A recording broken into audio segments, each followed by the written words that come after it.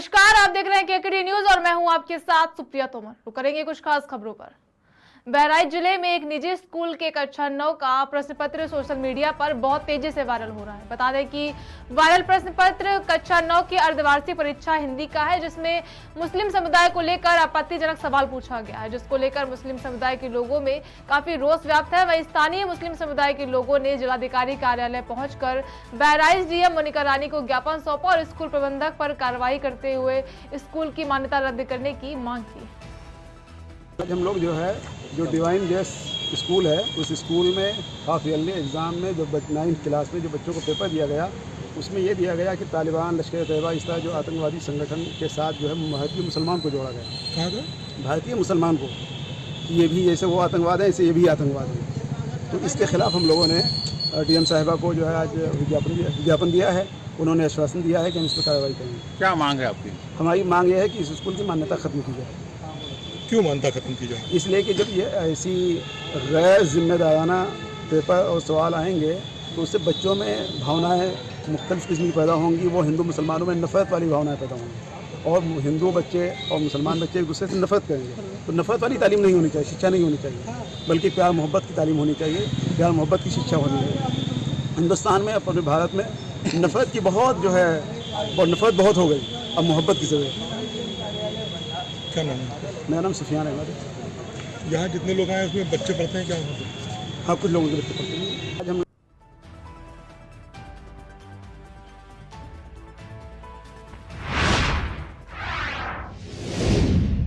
उत्तर प्रदेश की बांदा पुलिस ने एक हैरान कर देने वाले मामले का खुलासा किया है, जिसमें पुलिस ने 5 शातिर महिला चोरों को पकड़ा है, जो दंगल और मेले में जाकर जादुई ढंग से महिलाओं के गले से मंगलसूत्र और चैन सहित लोगों के पर्स पार कर दी थी। बता दें कि पुलिस ने इनके पास से नकदी सहित लगभग 4 लाख रुपए की गहने बरामद की हैं। ये पांचों महिलाएं अंतर जनपदीय चोर हैं, जिन्हें जेल भेजने की कार्रवाई की जा रही है। जसपुरा अंतर्गत ग्राम झंझरीपुरवा में स्थानीय मेला और दंगल का आयोजन था। उसी में ये जनपद कौशाम्बी थाना करारी की बैसकाठी गांव की रहने वाली 5 महिलाओं ने मेले में ही लगभग 10 महिलाओं की चेन और मंगलसूत्र इन्होंने निकाल लिए थे और एक व्यक्ति का पर्स निकाल लिया था जिसमें 900 रुपये थे। सादे वस्त्रों में ड्यूटी लगाई गई थी। उनके द्वारा, महिला आरक्षियों द्वारा इनको पकड़ा गया। कड़ाई से पूछताछ करने पर इनके गैंग को पकड़ा गया और मौके से 9 मंगलसूत्र और एक चेन और 900 रुपये बरामद हुआ है। लगभग 4 लाख कीमत के गहने बरामद हुए हैं। ये महिलाएं घूम घूम करके जो स्थानीय स्तर पर मेले या अन्य त्योहारों का आयोजन होता है उसमें ये इस तरह की घटनाएं कारित करती हैं। यहाँ भी अंदेशा था, पहले इस तरह घटनाएं हुई थी, इसलिए सादे वस्त्रों में ड्यूटी लगाई गई थी महिला आरक्षियों की और उनके द्वारा ये पकड़ा गया है। इसमें प्रभारी निरीक्षक जसपुरा द्वारा सभी को गिरफ्तार करके जेल भेजा जा रहा है। सर, इसमें क्या कोई पुरुष भी शामिल था? नहीं, अभी तक पूछताछ में पुरुष की बात नहीं आई है, लेकिन इनका गैंग कितना बड़ा है और इन्होंने अलग अलग जगहों पर घटनाएं स्वीकार की हैं, इस बारे में जानकारी की जा रही है और तदनुसार आगे की भी कार्रवाई इसमें की जाएगी।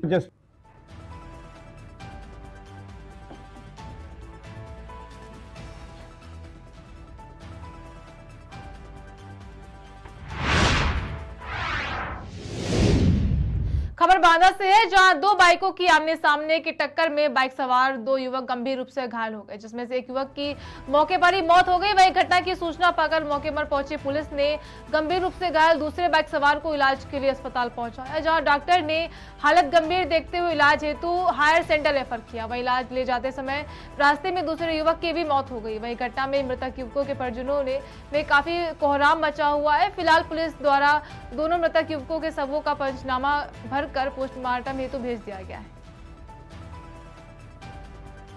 24 सितंबर 2023 को कमासिन थाना क्षेत्र के चंदेल पेट्रोल पंप के पास आमने सामने से आ रही 2 मोटरसाइकिल आपस में टकरा गई, जिससे मौके पर ही संदीप पुत्र सूरजपाल निवासी पिंडारन थाना मरका उम्र 25 वर्ष की मृत्यु हो गई तथा दूसरे मोटरसाइकिल का चालक संतोष पुत्र राम प्रकाश निवासी अंडौली थाना बबेरू उम्र 30 वर्ष गंभीर रूप से घायल दशा में जिला चिकित्सालय भेजा गया, जहां से कानपुर रेफर होने पर रास्ते में ही उसकी चिल्ला के आसपास मृत्यु हो गई। दोनों शवों का पंचायतनामा करके पोस्टमार्टम की कार्रवाई की जा रही है। 24 सितंबर 2000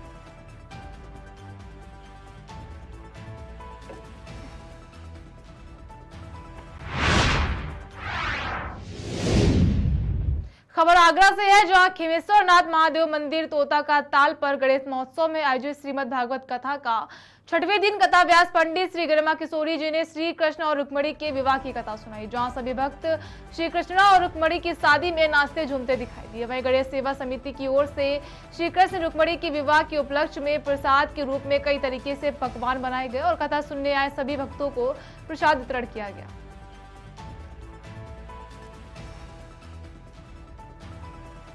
वाला है और आज मेरी सिस्टर और मैं उनका राधा श्री रुक्मणी जी का और कृष्ण जी का किरदार निभा रहे हैं। बहुत अच्छा लग रहा है और हमारी जो गुरु माँ है गरिमा किशोरी जी बहुत अच्छी तरह भागवत कथा सुना रही है और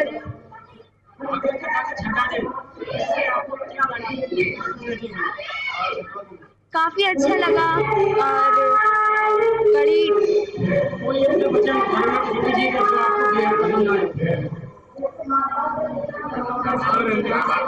रुक्मणी जी का किरदार निभा रही हैं, आपको कैसा लग रहा होगा? अपने साथी एज की लड़कियों को क्या मैसेज देना चाहिए? मैं ये कहना चाहती हूँ कि मेरी जैसी एज की लड़कियाँ सिर्फ फोन ही नहीं देखनी चाहिए और चीज़ नहीं, हमारे कल्चर को समझना चाहिए कि हमारा कल्चर में क्या क्या होता है क्या नहीं। जैसे आज हम बने हैं वैसे वो भी किसी जगह पर ऐसा किरदार निभाए और अपने कल्चर को अपने धर्म को समझे। प्रभु की असीम कृपा खेमेश्वर नाथ महादेव बाबा मंदिर लोहामंडी तोता ताल पे गणेश समिति द्वारा हर साल की तरह इस साल भी 13वां गणेश महोत्सव के साथ साथ एक उत्सव जो श्रीमद् भागवत कथा, जो कहते हैं ना जिस मनुष्य ने अगर भागवत का एक क्षण भी ले लिया उसकी जीवन की नैया पार हो जाती है।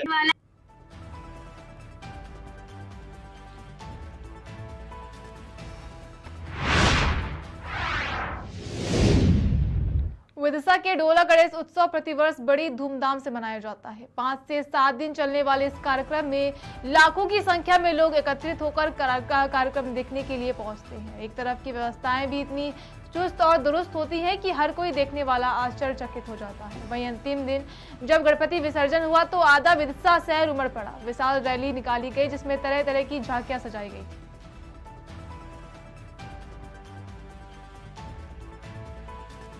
आज चंद्रयान ही हमारी भारत की शान है।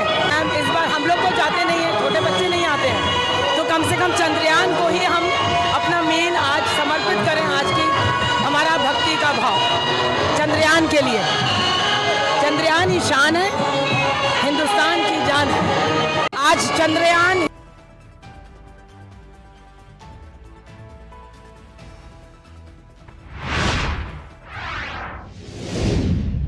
विदिशा कोतवाली पुलिस द्वारा मुखबिर की सूचना पर 2 बड़ी कार्रवाइयां की गई हैं।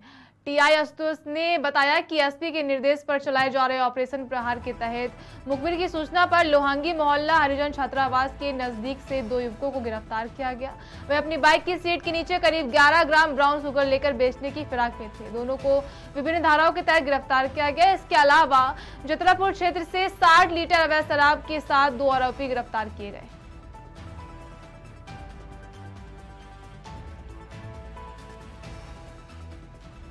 श्रीमान पुलिस अधीक्षक महोदय विदिशा द्वारा लगातार जुआ, सट्टा, अवैध शराब, ड्रग्स, गांजे पर कार्रवाई करने हेतु निर्देशित किया गया था। इसी तारतम्य में लगातार मुखबिर मामूर किए जाकर कार्रवाई के प्रयास किए जा रहे थे। कल दिनांक को सूचना प्राप्त हुई थी कि 2 व्यक्ति लोहांगी हरिजन छात्रावास के पास मोहल्ला में ड्रग्स लेकर आ रहे हैं और इनके तत्काल मौके पर टीम भेजकर दबिश दी गई, जो दोनों आरोपीगण रवि शाक्य एवं नीरज अहिरवार को अभिरक्षा में लेकर पूछताछ की गई, जो मोटरसाइकिल की सीट के नीचे वाले हिस्से में करीब 11 ग्राम ब्राउन शुगर रखे पाए गए, जिन पर एनडीपीएस एक्ट के तहत कार्रवाई की जा रही है। उक्त दोनों अपराधी पहले पूर्व में भी एनडीपीएस के प्रकरणों में, अवैध शराब के प्रकरणों में और मारपीट के प्रकरणों में आरोपी रहे हैं। इनके विरुद्ध कार्रवाई की गई है और इनसे ये माल कहाँ से लाए, कहाँ किसको देने जाए, इस संबंध में विस्तृत पूछताछ की जा रही है। श्रीमान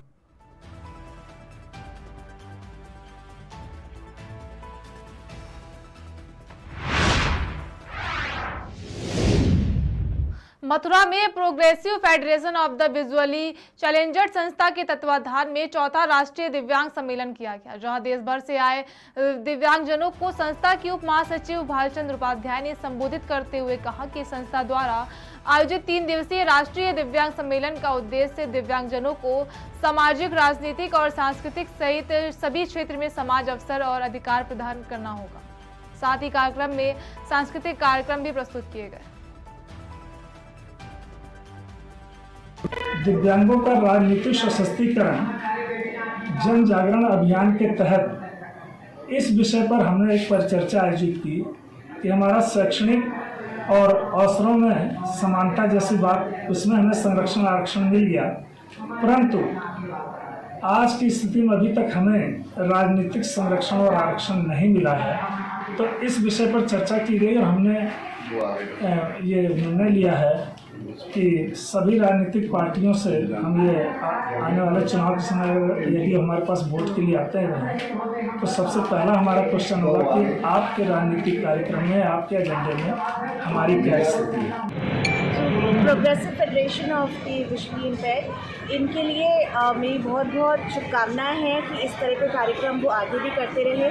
मुझे यहाँ पे बुलाने के लिए बहुत बहुत शुक्रिया है।